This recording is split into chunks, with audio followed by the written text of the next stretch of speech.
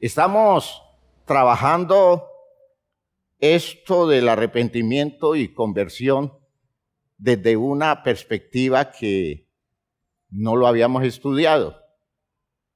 Primero, el reconocer que son dos elementos que se complementan, pero que el uno no sustituye al otro, y especialmente que el arrepentimiento, como remordimiento, como dolor de haber hecho algo que no debimos hacer, jamás va a resolver el problema nuestro hasta que no hagamos el ejercicio real de la conversión.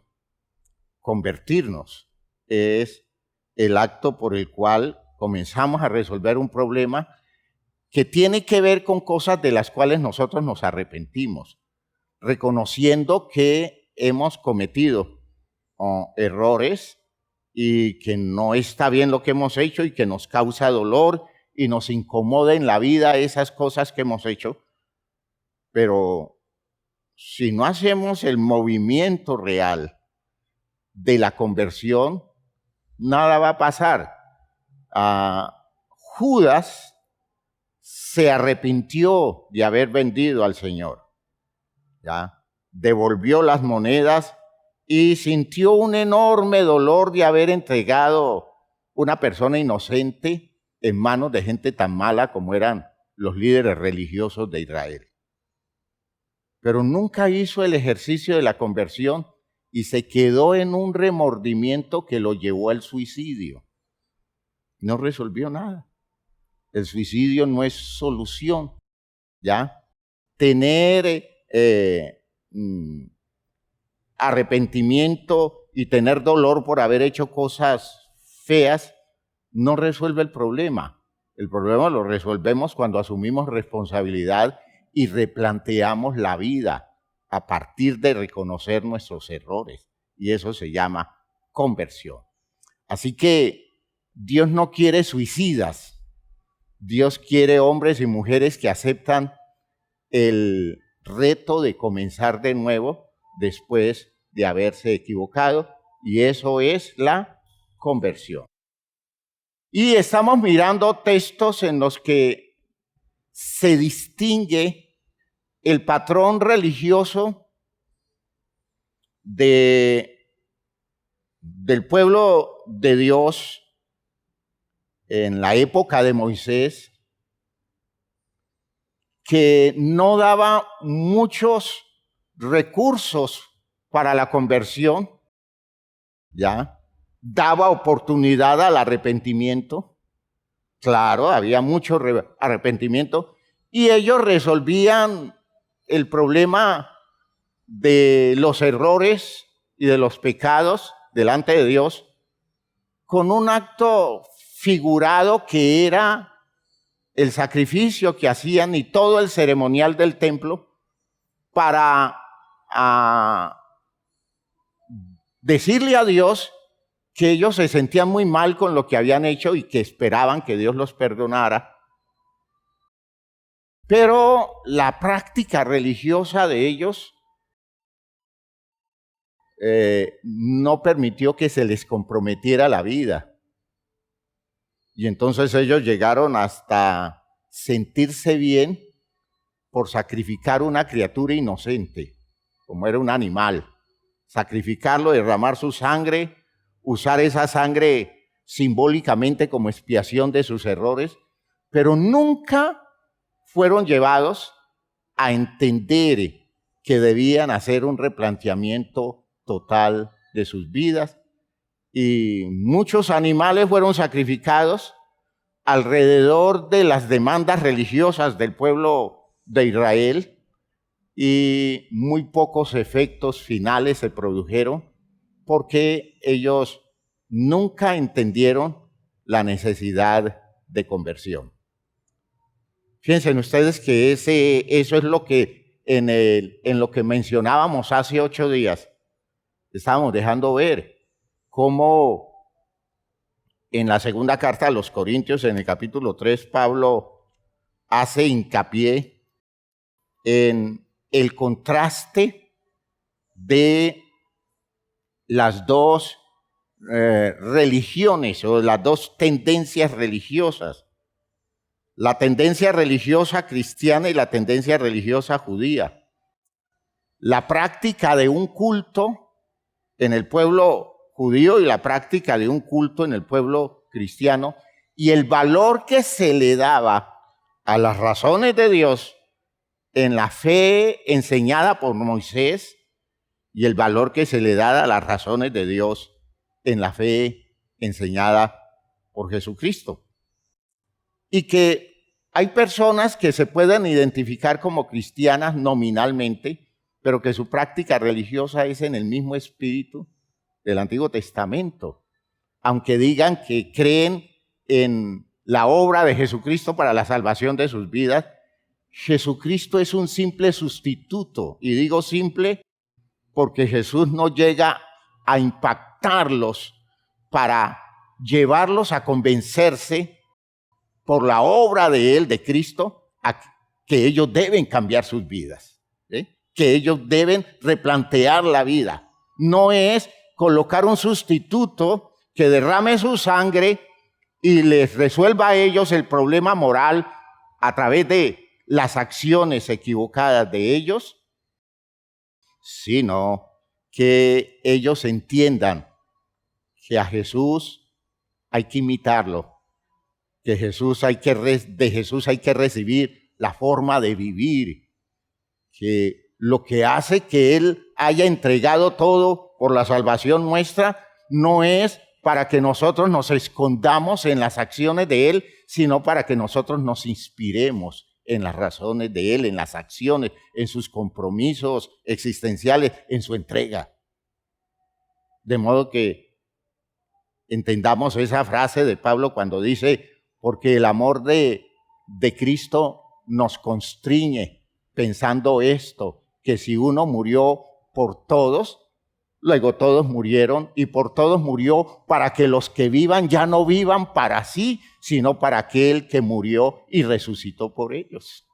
Aleluya. Es un cambio de vida inspirado en la entrega de un hombre, y no un hombre que se usa como un corderito que se lleva al sacrificio para que su sangre nos cubra de todos nuestros pecados y nosotros sigamos viviendo de la misma manera que hemos vivido siempre. Ese es el culto del Antiguo Testamento. Ese no es el culto cristiano. Ese es el culto infantil. Ese no es el culto de la mayoría de edad del pueblo de Dios. Espero que me estén entendiendo esto que estamos estudiando en estos días en la segunda carta a los Corintios, en el capítulo 3, y hoy vamos a estudiar algunos textos del capítulo 4. Si ustedes van descubriendo esto, la actividad religiosa de la mayoría de los cristianos no sirve para nada.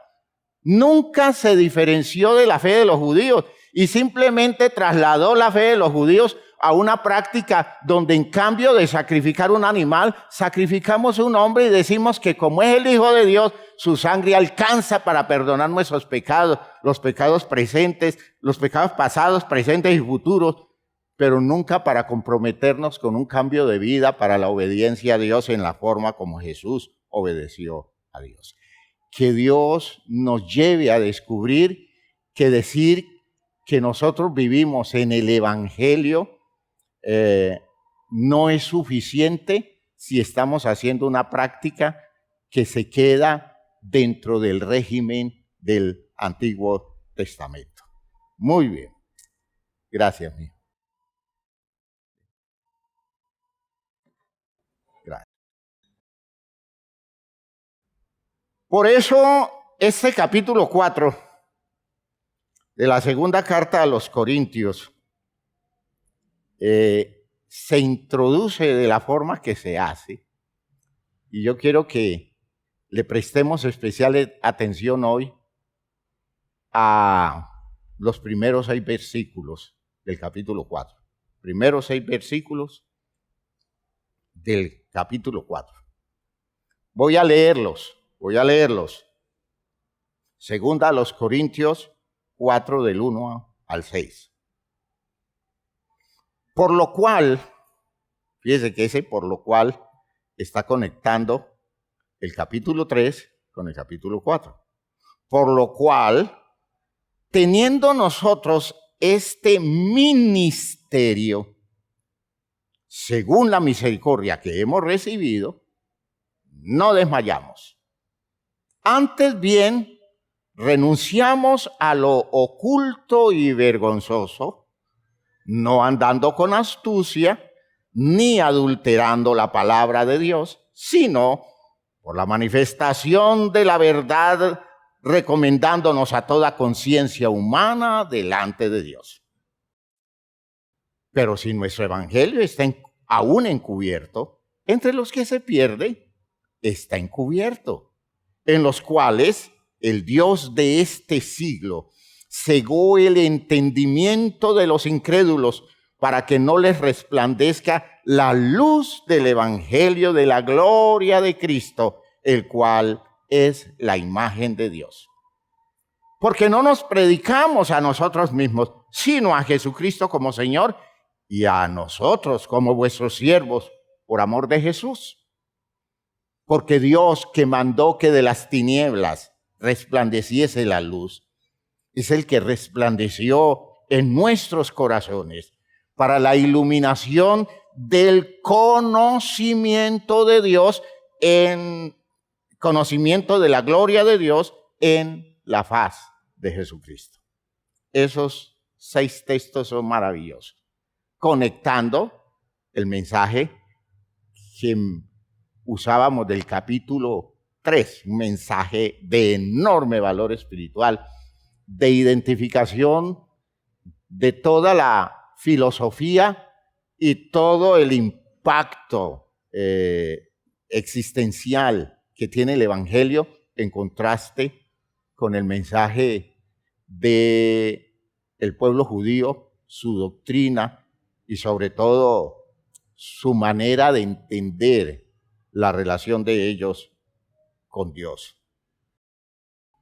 Pablo, hermanos míos, deja ver que lo mencionado en el capítulo 3 es el ministerio que hemos recibido.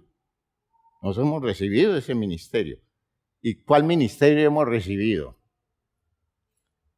Un ministerio que se identifica en el capítulo 3 como ministerio del nuevo pacto, ya lo mencionábamos al leer el capítulo 3, ministerio del nuevo pacto, ministerio del Espíritu, ministerio de la justificación, ministerio de lo que permanece, ¿ya?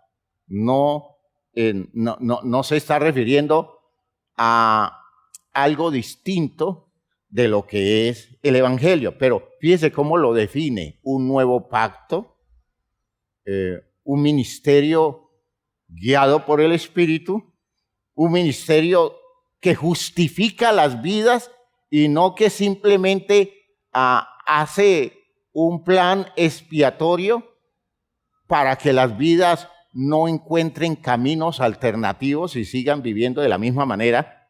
Un ministerio de aquellas cosas que permanecen, y no se está refiriendo solo a lo que permanece para siempre, hablando de eternidad, sino a lo que impacta la vida y hace que las vidas afectadas permanezcan en la claridad de lo que han recibido. Un ministerio, entonces, como dice en el versículo 18 del capítulo 3, un ministerio a cara descubierta. Recuerden que estábamos entendiendo de la explicación de Pablo que el ministerio de Moisés fue un ministerio que estuvo limitado porque Moisés, habiendo descendido del monte de estar en la presencia de Dios, cuando estuvo en relación con el pueblo, trayendo las tablas de la ley, la Biblia dice que el rostro de Moisés resplandecía. Y entonces a los israelitas le dijeron: a nosotros nos interesa escuchar lo que usted dice, lo que trae de parte de Dios, su palabra nos llama la atención, pero no queremos ver su rostro, porque es que su rostro luminoso nos incomoda, nos fastidia. Yo diría en los términos más directos, existenciales, es que cuando usted muestra su rostro nos confronta. Y está bien, denos el discurso, denos las razones que manda Dios, y nos encantan los mandamientos de Dios, interesantes. Pero no nos deje ver que nosotros estamos en nada. ¿Y cómo lo dejaba ver? Mostrándoles el rostro luminoso, es decir, mostrándoles la evidencia del cambio en la experiencia vital de Moisés. Queremos que nos dé la palabra, pero no nos presione con su ejemplo, no nos presione con su impacto luminoso, con su claridad de vida. Nosotros no queremos eso, porque así como estamos bien. ¿Ya? Y vamos a hacer todos los ritos que usted diga que tengamos que hacer, pero no nos obligue a hacer como usted es. No nos presione a ese nivel. Y Moisés cedió. Fíjese a dónde estoy llevando la explicación, porque es que cuando leemos el texto nos quedamos con la figura de Moisés que se tapa el rostro. No, Moisés cede y le sigue diciendo la palabra, pero ya no los confronta demandándolos con la claridad de su vida. Y los acepta así, reciban, hagan los rituales, pero no tienen que comprometer su vida si no quieren, si no les llama la atención, porque con eso de que Dios los esté perdonando cada vez que hagan un sacrificio, pues con eso tienen. Es más o menos la idea que quiero que ustedes entiendan del sentido del texto. ¿Ve? Ese era el ministerio de Moisés. Por eso el apóstol Pablo identifica ese ministerio como el antiguo pacto, como el ministerio de la letra, como el ministerio de muerte, porque cuando a mí me dicen que las cosas tienen que ser de esta manera y yo vivo muy por debajo de eso, yo veo que yo no tengo futuro en relación con los mandamientos de Dios. Entonces es un ministerio de muerte y como consecuencia es un ministerio de condenación porque no salva a nadie. No salva a nadie. Instruir a la gente y darles mucha elaboración religiosa, darles cartilla y cartilla y cartilla, sin presionarlos a que comprometan su vida, hermanos, es invitarlos a que se sientan cómodos caminando hacia la condenación. A eso se les invita, ¿ya? A que no se vean comprometidos con nada, aunque sepan mucha religión, aunque tengan muchas ideas bonitas, aunque sepan la Biblia de pasta a pasta, aunque sean expertos en el conocimiento de las grandes verdades bíblicas, pero no se ven presionados a reenfocar sus vidas, es decir, no se ven presionados, a veces ni siquiera a un arrepentimiento, mucho menos a una conversión, ¿eh? Mucho menos a una conversión. Terrible eso, hermanos. Y esos somos los evangélicos, y esos son los católicos, y esos son los ortodoxos. Cada uno con sus cultos, cada uno con su ritual, con su liturgia, cada uno con su cuento de cómo agradar a Dios desde el punto de vista de su actividad religiosa. Los evangélicos nos hemos vuelto más descarados. Algunos le dicen a la gente: usted viva como le dé la gana, mientras usted traiga sus diezmos, sus ofrendas, sus pactos, sus siembras, mientras usted traiga eso a la iglesia, Dios lo acepta de cualquier manera. Porque es lo que está haciendo. La teología de la prosperidad es eso. ¿Ya? Cambie 2 o 3 cositas, cambie ciertas costumbres, pero eso sí, traiga plata venteada a la iglesia.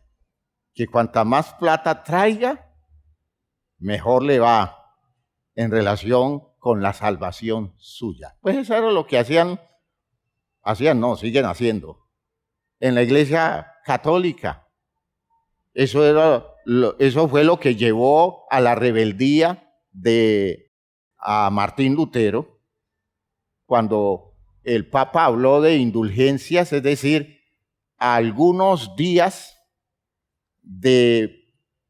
es decir, las personas que dieran dinero para la construcción de la Capilla Sixtina, ellos tenían de parte del Papa perdón de muchos pecados, de modo que cuando llegaran al purgatorio, iban a salir rápido del purgatorio por todos los días de indulgencia que el Papa les concedía por el dinero que entregaban. Realmente es una cosa descarada, ¿no?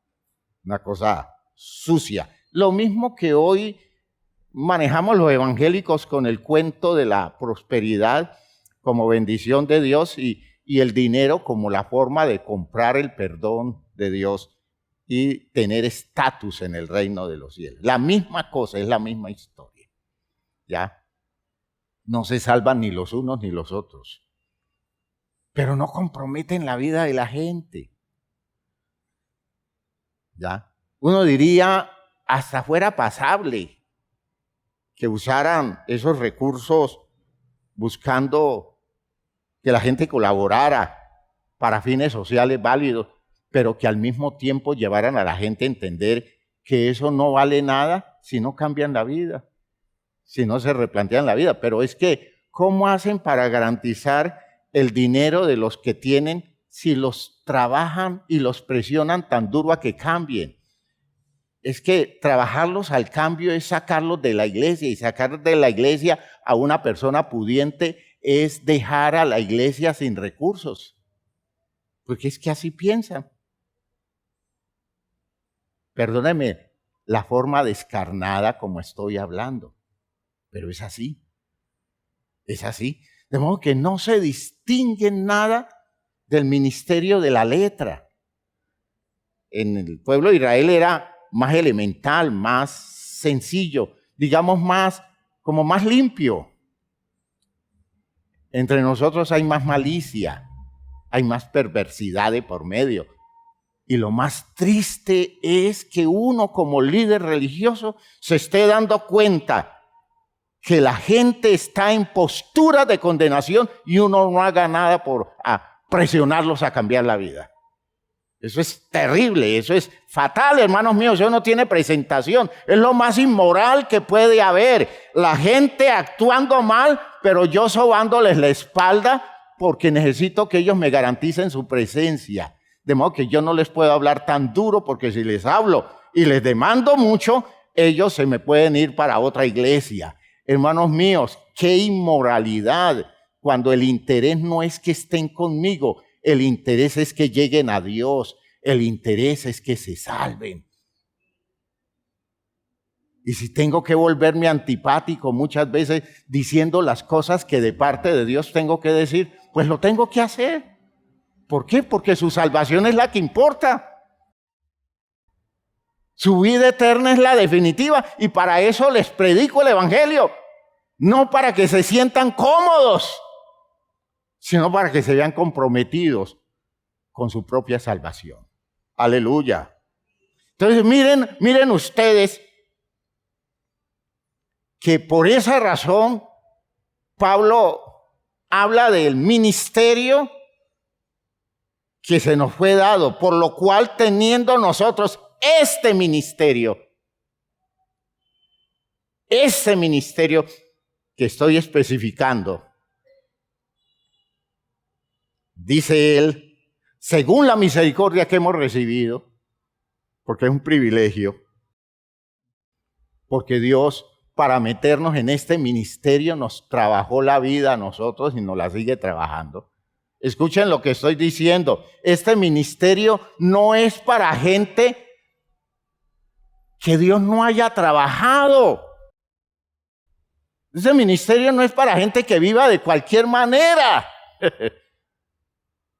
Que porque sabe mucho, porque estudió en un seminario, porque estudió en una universidad y es una persona con gran conocimiento de las doctrinas.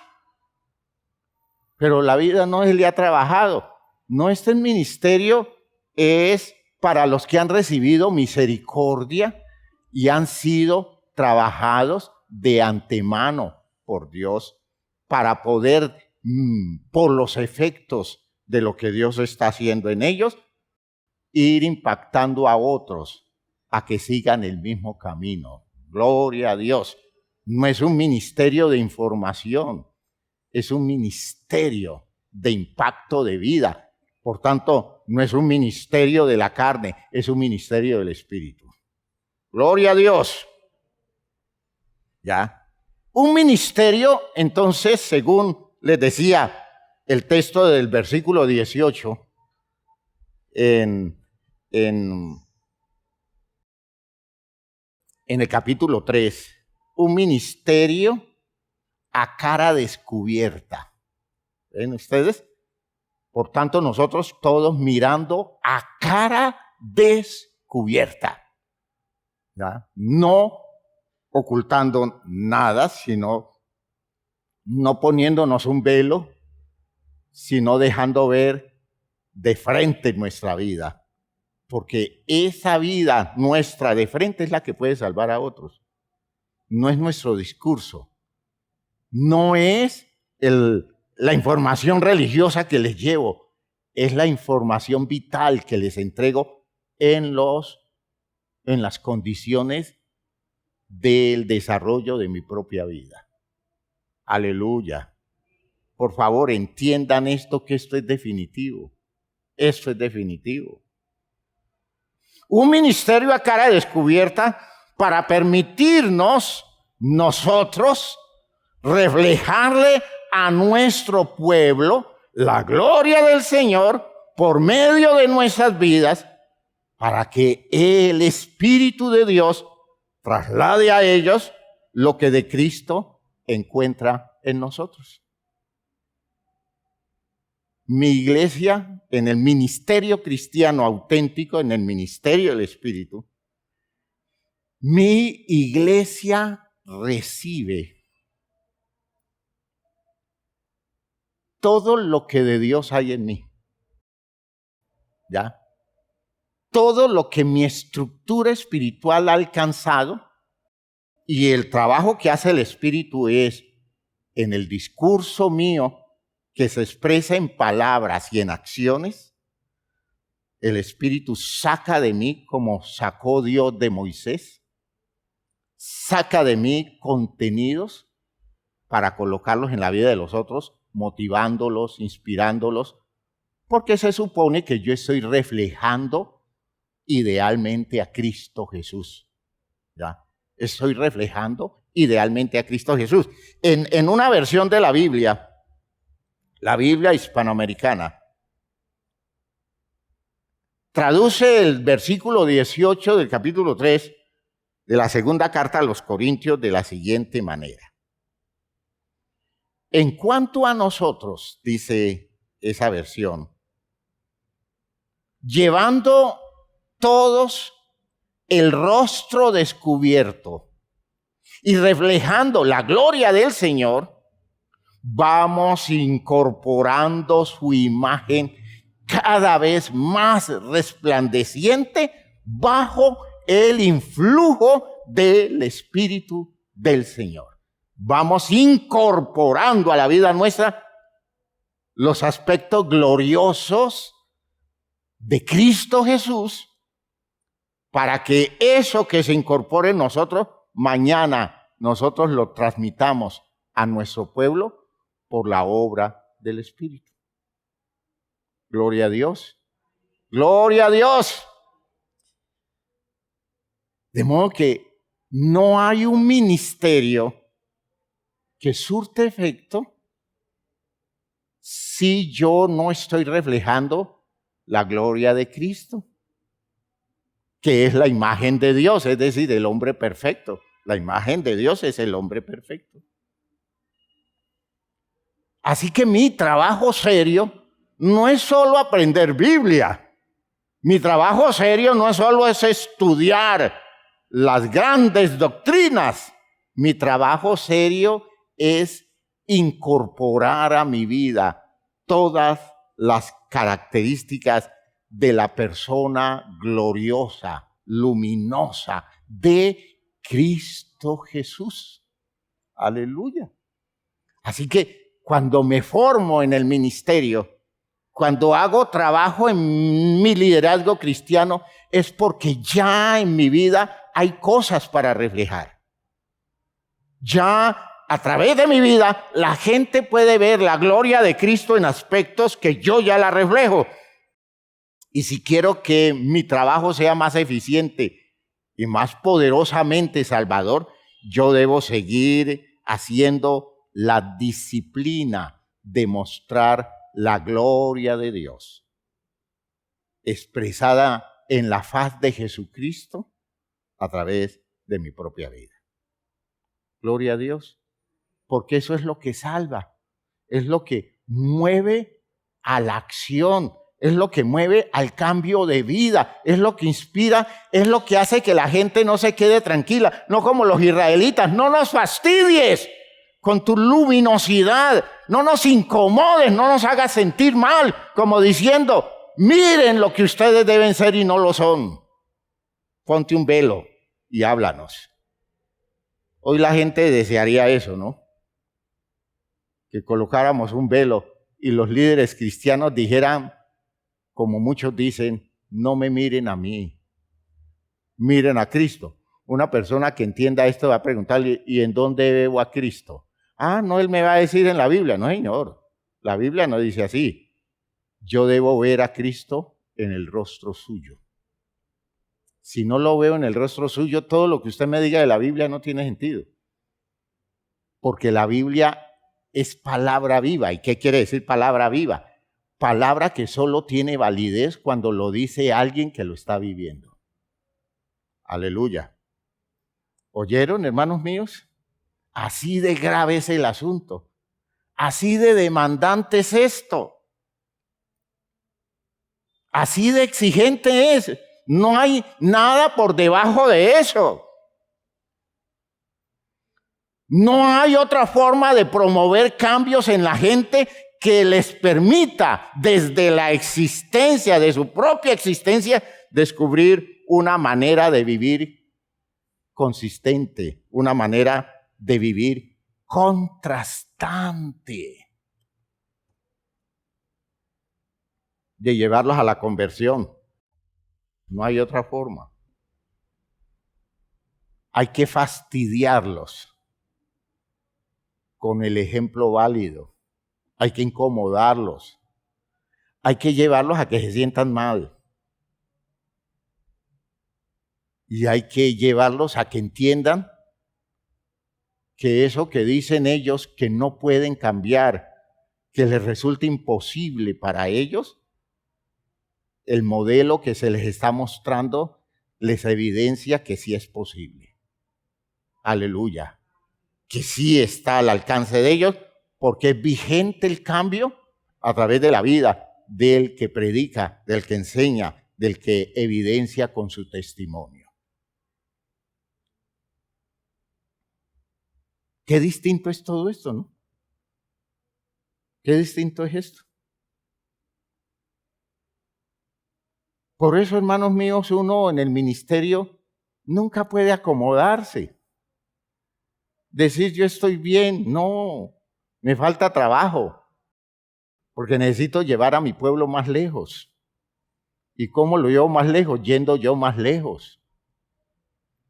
Dios no me ha puesto a seguir al pueblo, Dios me ha puesto a ir delante del pueblo, mostrándoles el camino en las evidencias de mi propia vida. Aleluya.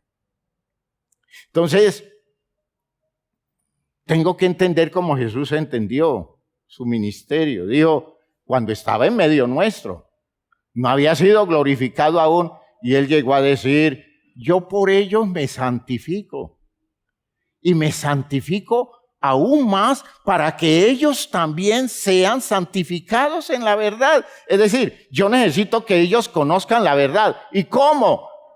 Haciendo que mi vida exprese más esa verdad.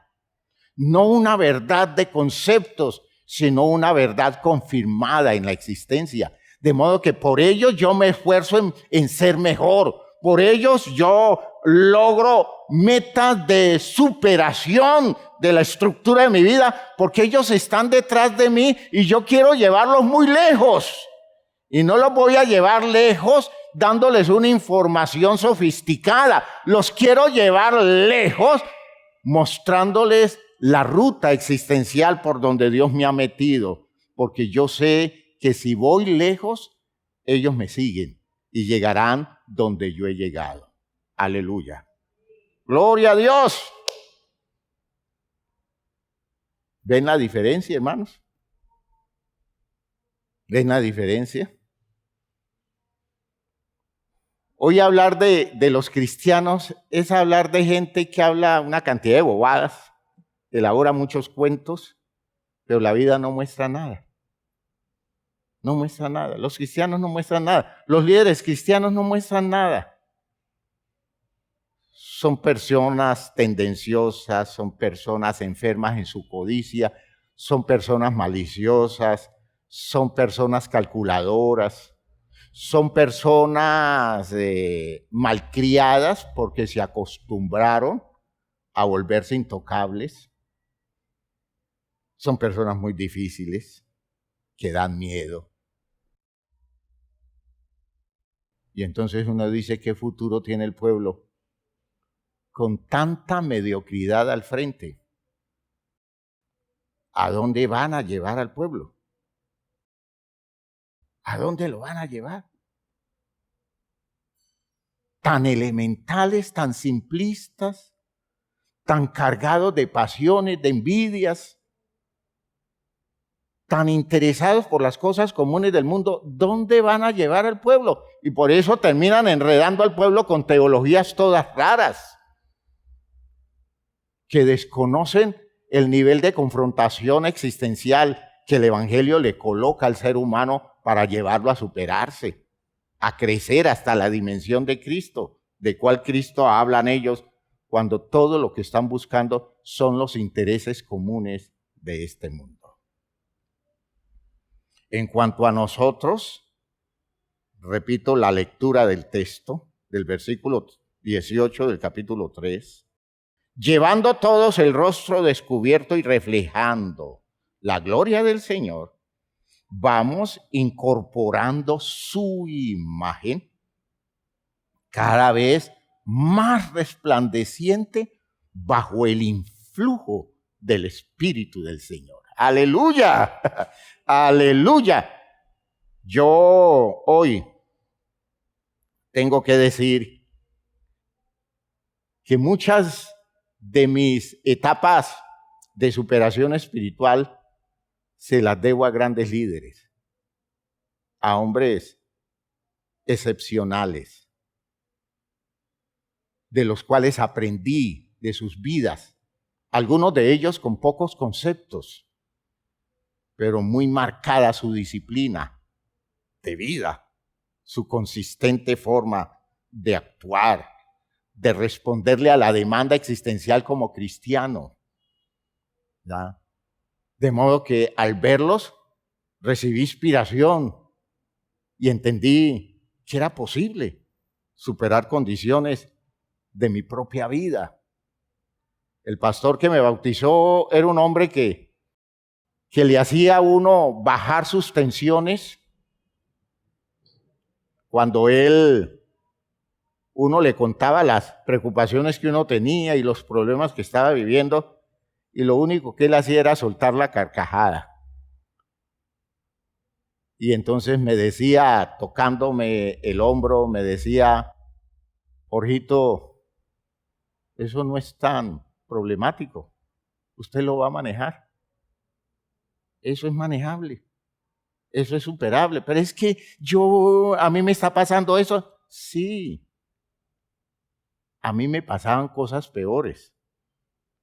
Y mire que uno va descubriendo en Dios las salidas, las soluciones, porque el Evangelio es poderoso. Usted no ha leído cuando el apóstol Pablo dice, no me avergüenzo del Evangelio porque el Evangelio es poder de Dios, ¿ya? Para salvación a todo aquel que cree, ¿ya?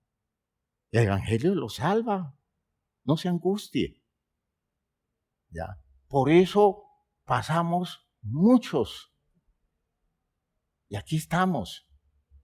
Usted lo va a lograr. Y no era un experto. Leía casi deletreando. El hermano Manuel Mosquera, ¿ya? Un negro simpático, en el sentido de amable, de generoso en la amistad, de cercano. Y ese señor me dio un modelo de vida que me hizo trabajar tranquilo. Situaciones muy complicadas de mi vida. Y nunca me dijo, usted está perdido. Nunca me dijo, es que a usted le falta esto, le falta. No, todo el tiempo con su risita y con su gesto noble, con sus palmaditas, llegaba a decirme, va creciendo, mijo, va creciendo, las cosas se van dando. Pero fíjense que eran personas dedicadas a trabajar las vidas. No a soltar simple información, sino dedicadas a la vida de la gente. De hecho, uno con personas como esas avanza enormemente. ¿Ya? En otro momento crítico y terrible de mi vida, Dios me dio la gracia de que llegara el hermano Campo a la iglesia en Cali. La llegada de ese señor, su modelo de vida. Yo estaba desmoralizado, desmotivado, porque todo lo que veía en los líderes, en los pastores, era un discurso sin ninguna validez, porque uno estaba conociendo cómo vivían ellos. Y llegó ese señor en su discurso pausado, no con algarabía, sino con su forma pausada de decir las cosas, su manera clara de expresar la palabra, su respeto al texto, su temor a Dios, su manera de vivir como un creyente auténtico que le dejaba ver a uno abiertamente las condiciones de su propia vida porque no tenía nada que ocultar. Hermanos míos, eso me devolvió la moral y me regresó a las posibilidades de creer que el Evangelio sí tenía sentido. Porque no son los recursos intelectuales, porque a esa sazón yo ya estaba estudiando mucho. Estaba hasta desmoralizado en el sentido de que lo que escuchaba nada tenía que ver con lo que la Biblia decía, porque decían desfachateces terribles y no sentían remordimiento porque no había reverencia a la palabra. Y cuando se va dando eso en la vida de un hombre tan sencillo, yo descubrí que Dios me estaba salvando por esa vida. Y por eso surge la inspiración, y del ministerio del hermano Campo surge el despertar claro de mi vocación para el ministerio. ¿Por qué? Porque entendí que la gente necesita eso. Y entendía que todo lo que me rodeaba religiosamente no servía para nada, no salvaba a nadie. Esa estructura religiosa no salva a nadie, porque no hay inspiración, no hay formas de vida que motiven a través de conductas y posturas. De hecho, los hay, hombres rectos, mujeres válidas, todo el tiempo, y son personas que garantizan procesos salvadores, pero la mayoría no. Y cuando entiendo todo esto, descubro que hay que ayudarle a la gente. Y uno tiene que trabajar la vida muy duro. Y tiene que meterse en esto muy serio, porque la gente necesita llegar más lejos de donde ha llegado el común. Y todo depende de nosotros mismos. Y que cada quien en la iglesia sienta el deber de mejorar su vida, porque detrás de él y de ella vienen otros que necesitan inspiración y que el Espíritu quiere sacar de ellos contenidos vitales para nutrir la vida de gente que necesita ser restaurada porque no tiene en ellos arresto de ninguna especie para seguir adelante o para encontrar el camino de la salvación. Lo que salva son las vidas, no los conceptos, son las vidas. Los conceptos sustentan, los conceptos aclaran, los conceptos revelan, pero el sentido lo da la existencia de la gente, las posturas de la gente. Una iglesia tiene tanta revelación como claridad de vida tengan sus líderes. Escuchen lo que estoy diciendo. Tiene tanta revelación como claridad de vida tengan sus líderes, como claridad de vida tengan sus creyentes, como inspiradores sean las personas que asumen responsabilidades dentro de esa comunidad de fe. Vean que de lo que estoy hablando es una cosa totalmente distinta a lo que religiosamente se ve y se hace. Aún, podría decir, aún entre nosotros mismos. Porque lo estoy diciendo es porque necesitamos ser confrontados a este nivel. Y necesitamos hacer replanteamientos de fondo, replanteamientos serios.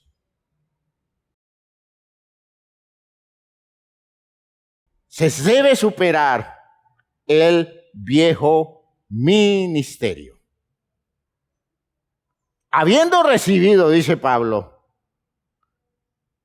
un ministerio con esas características, vean ustedes, por lo cual teniendo nosotros ese ministerio, según la misericordia que hemos recibido, dice él, no desmayamos. Cuando hemos recibido este ministerio tan especial alrededor de la vida, como expresión de la misericordia de Dios. Porque si tengo que decir que algo he podido desarrollar en mi vida, tengo que reconocer lo que no fui yo, porque ese poder no lo tengo. Tengo que reconocer que ha sido la misericordia de Dios, ha sido la gracia de Dios, ha sido el poder de Dios.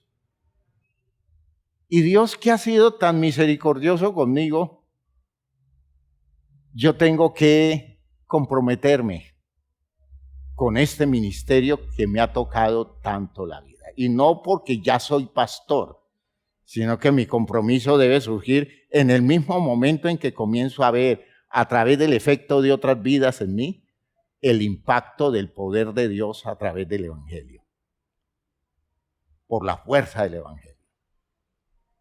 Y entonces dice el apóstol Pablo, teniendo nosotros ese ministerio según la misericordia que hemos recibido, no desmayamos.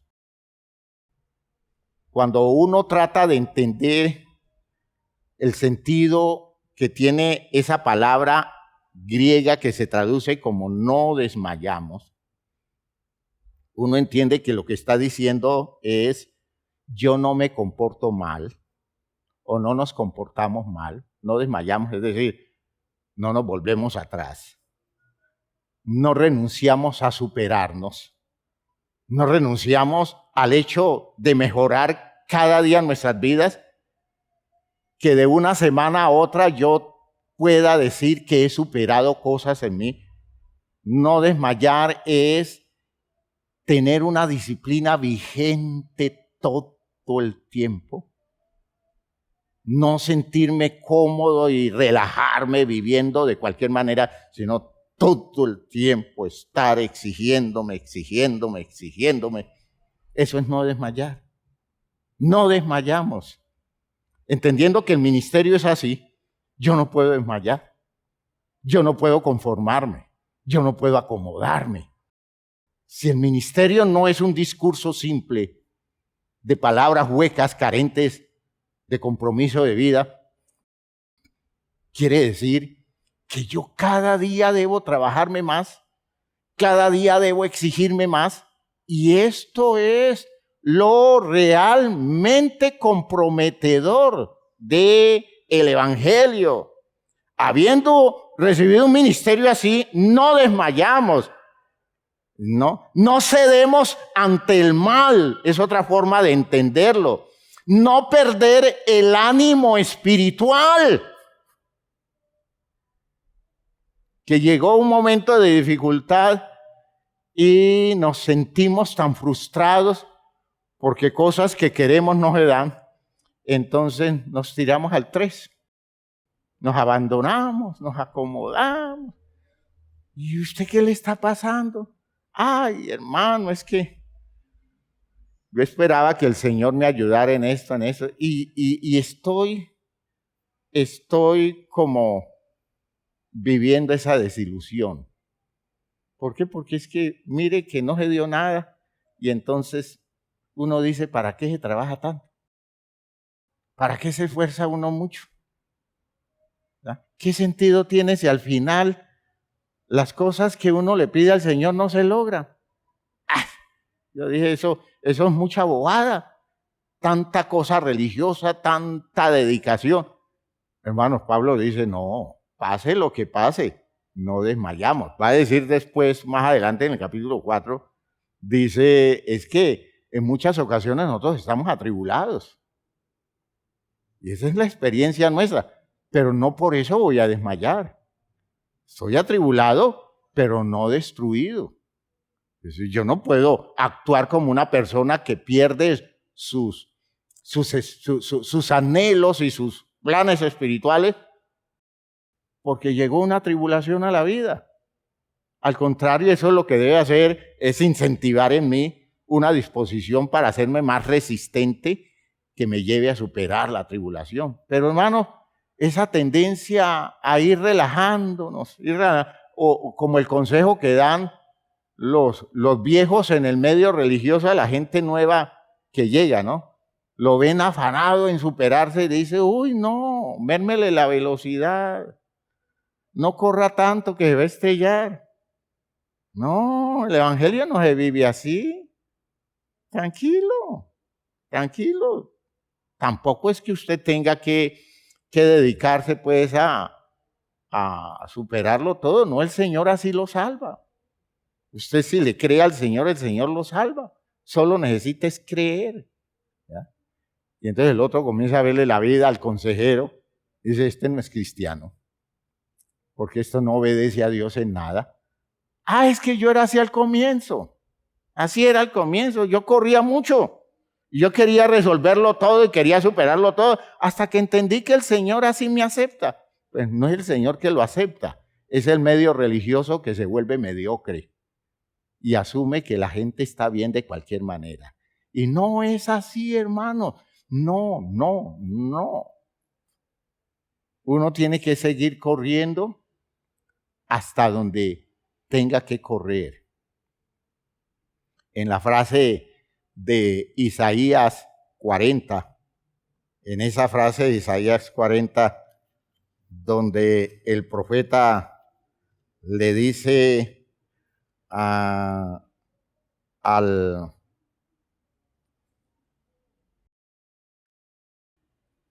pueblo de Dios en ese instante, versículo 29, versículo 28, no has sabido, no has oído que el Dios eterno es Jehová, el cual creó los confines de la tierra, no desfallece, ni se fatiga con cansancio, y su entendimiento no hay quien lo alcance. Es decir, estamos frente a un Dios que vive un nivel de experiencia incomparable, de modo que los creyentes deben ser personas que se vean estimulados por todas las virtudes que van encontrando en Él. Y dice, Él da esfuerzo al cansado y multiplica las fuerzas al que no tiene ningunas.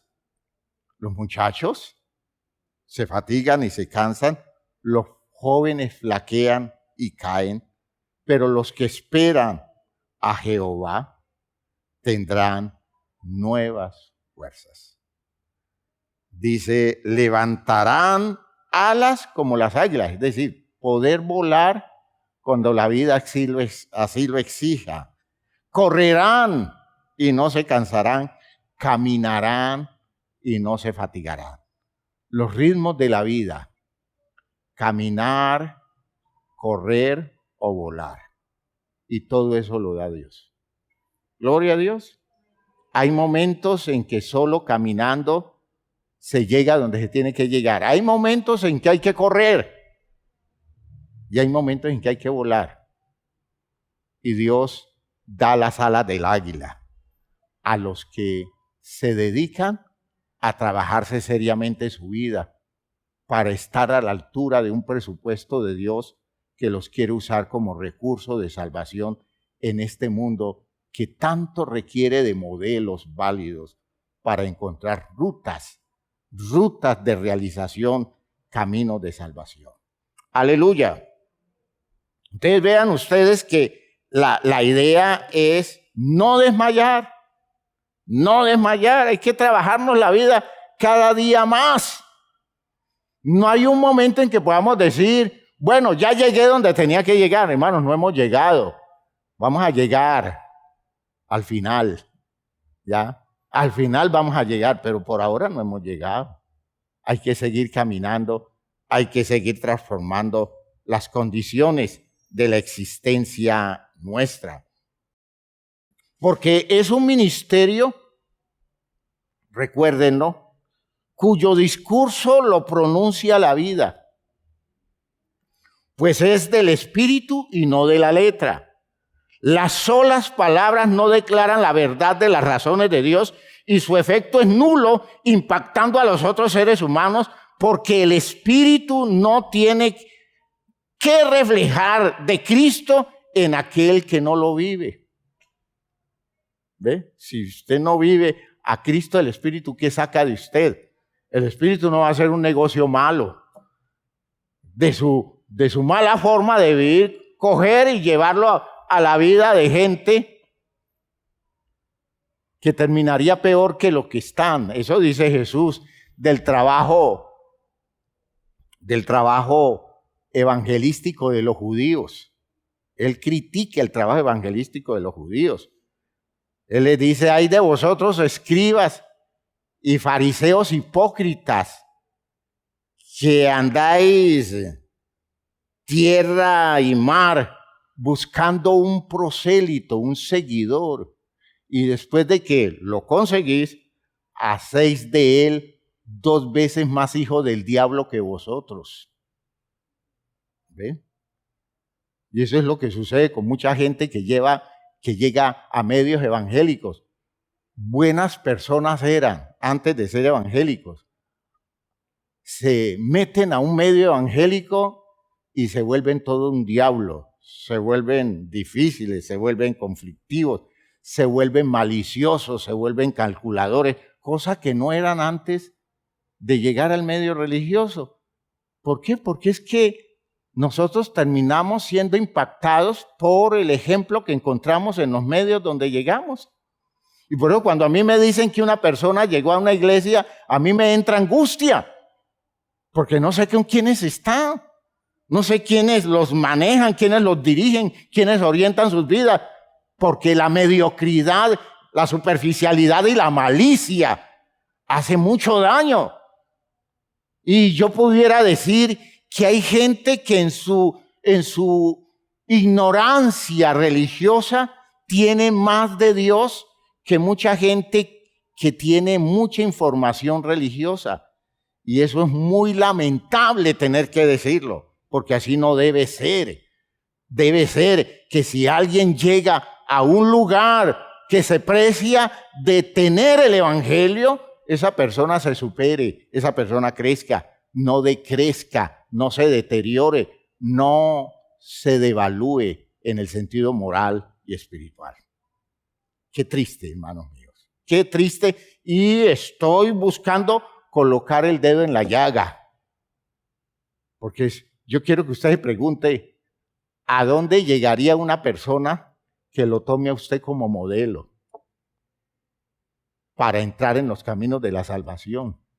A una persona que haga el ejercicio de seguirlo a usted, Que usted se ponga como la persona que le va a predicar el evangelio. Y como estamos en este ministerio, el evangelio usted no se lo va a predicar simplemente leyéndole la Biblia y haciendo estudios bíblicos con él, sino que se lo va a predicar mostrándole en el modelo de su persona las condiciones ideales para que él vaya adquiriendo recursos de Dios, porque el Espíritu quiere tomar de usted para darles a él. ¿A dónde llegaría una vida de esas siguiéndolo a usted? Pregúntese si tiene sentido en la forma como usted está viviendo. Si usted es un recurso de salvación real o si usted es un cuento, y tremendo cuento, y peligroso cuento. Voy a decirles algo con toda franqueza. Yo hoy lamento haber permitido que ciertas personas que han estado en medio nuestro hayan tenido ascendencia sobre otras personas, porque el impacto que han producido ha sido monstruoso y destructivo. Personas a las que se les entregó un espacio de confianza en relación con claridades, con la enseñanza, con el hacer un trabajo para guiar. Y hoy cuando voy a ver la cosecha, descubro que esas personas en la práctica no están, porque todo lo que dieron fueron todas las elaboraciones egolátricas de ellos y comenzaron a dañarle la conciencia a esas personas con sus indisposiciones personales con la iglesia, aunque estaban en medio nuestro. Y vivieron en la casa nuestra, vivieron en nuestro ambiente. Y después uno descubre que dañaron a la gente porque todo lo que les transmitieron tuvo que ver con sus indisposiciones, con su manera fragmentaria de entender las cosas desde el territorio de sus propios intereses. Y al final uno descubre que yéndose ellos, las personas que están a su alrededor, se fueron yendo y se nos perdieron, porque ya no hubo forma de conectarlos. No hubo forma de conectarlos. Los dañaron. Porque no podemos evitar que sean vidas que influyan vidas. De modo que no es el Espíritu de Dios que transmite, es el espíritu de un error, de un plan existencial equivocado. De modo que de un mal espíritu se pasa a la vida de otros, dañándoles el espíritu, a gente que de buena fe llega al medio cristiano. Y es lamentable, ¿no? Es lamentable cómo a veces una persona que colocamos en el ministerio, de un momento a otro descubrimos que el territorio de confianza que le dimos al darles una congregación, lo dañaron con su malicia, con su desubicación, con su irrespeto a la institución espiritual. Y cuando salen, uno descubre que dejan una cosa destrozada, dejan una cosa descompensada. ¿Por qué? Porque todo lo que aportaron era lo que tenían. Y su discurso no era el factor era sus vidas. Y entonces, de tanta malicia, se dañan los grupos, se dañan las congregaciones, se dañan las familias, con tanta malicia, con tanta indisposición, con tanto comentario tendencioso, con tanta falta de misericordia, con eso de estar descarnando condiciones limitantes de la gente que en el medio religioso las vamos a encontrar todo el tiempo. Que la gente tiene limitaciones, pero de eso a que yo use eso para dañarle el corazón a la gente, terrible. Hijo, lo vivimos en muchos lugares del país y lo estamos viviendo, y eso es lo que Dios nos está guiando a tratar de corregir, porque no es justo que Dios nos dé gente para que la salvemos y algunas personas impertinentes y desubicadas terminan dañándoles la conciencia y alejándolos de la posibilidad de su salvación. Es una condición criminal de ellos, pero no basta solo con decir que el crimen lo hacen ellos, porque son personas que Dios nos entregó a nosotros. Yo espero que me estén entendiendo todo esto, porque esto es definitivo. Esto es definitivo, ¿ya? De la madurez de un pueblo depende la calidad de la salvación que adquiere la gente que llega. Y que Dios nos ayude en todo esto. Espero que esto haya quedado claro. Hasta aquí haya quedado claro, ¿ya? No desmayamos. ¿Oyeron? No desmayamos. Si hoy he logrado algo, mañana tendré que lograr algo más. ¿Por qué? Porque detrás de mí vienen otros. Y ellos deben seguir caminando hacia adelante a través del modelo que yo les muestro, porque el Espíritu necesita virtudes en mí para trasladarlas a ellos y salvarles la vida a ellos. Pónganse de pie, hermanos míos, por favor.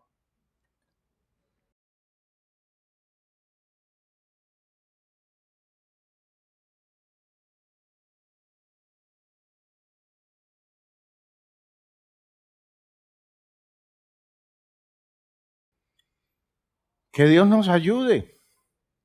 ¿No creen que necesitamos mucho? Necesitamos abrirnos a trabajos serios, a trabajos consistentes. Necesitamos mucha ayuda. Necesitamos orientación hacia formas de superación de condiciones afectadas que tenemos en nosotros. Una de las cosas más terribles que yo le veo a la gente de mi congregación y que le he pedido a Dios que me ayude a trabajarlos para que se abran a recibir la bendición de Él como debe ser, es el problema de la codicia y la avaricia. ¿Ya? Nosotros somos incrédulos porque creemos que si no codiciamos y si no somos avaros, no vamos a lograr las metas que queremos lograr. Y tenemos actitudes muy feas, actitudes que las conocen los que no son cristianos. Y dicen, es que ese hermanito, esa hermanita, ese es de miedo. Esa persona es así, así, y desnuda su codicia. Las hace evidente. Su maligna codicia, su perversa avaricia, ya su incapacidad para ser bendecido por Dios, y luchan y luchan y luchan, codician y no logran, dice el texto, ¿no es cierto? El texto de Santiago, ¿ya? Es que estamos buscando obtener cosas desde un territorio desde donde Dios no nos puede bendecir. Y no hacemos ningún esfuerzo por superar esas cosas, por superar esas maneras. Y le estoy pidiendo a Dios que nos ayude a trabajar nuestro pueblo, a trabajarnos nosotros mismos los líderes a ese respecto, porque le tengo pavor a la idea de vivir sin la bendición de Dios. Vivir sin la bendición de Dios, afectado por los intereses comunes de este mundo, pero lejos, lejos, muy lejos de la bendición de Dios. Le tengo miedo por mi pueblo, que mi pueblo termine degradado porque en sus maneras desenfocadas de vivir terminan malogrando las cosas buenas que Dios quiere darles. Que Dios nos ayude, ¿no? Que Dios nos ayude. Oremos, hermanos míos. Yo creo que esto nos pone a buscar soluciones, a arrepentirnos y a buscar caminos de conversión, porque es una exigencia extrema de la vida cristiana. Padre eterno, gracias por todas las cosas que nos concedes, por lo que hoy estás despertando en nosotros este nivel de sensibilidad, este plan espiritual, este nivel de desarrollo de vida conforme a tu propósito, conforme a tus planes. En el nombre de Jesucristo te pido que nos ayudes, que nos des la consistencia, Señor, para ir desarrollando el tipo de vida que tú exiges de nosotros, para que tengamos esa libertad para hacer ejercicios de conversión a través del reconocimiento que tenemos de nuestros yerros, para superarnos y que esa superación sea el modelo que tú uses, Señor, para salvar a mucha gente a nuestro alrededor. En el nombre de Jesucristo te agradezco lo que haces y lo que has logrado en la vida de cada uno de nosotros. Gracias, Padre Santo, por Cristo Jesús. Amén. Amén. Amén.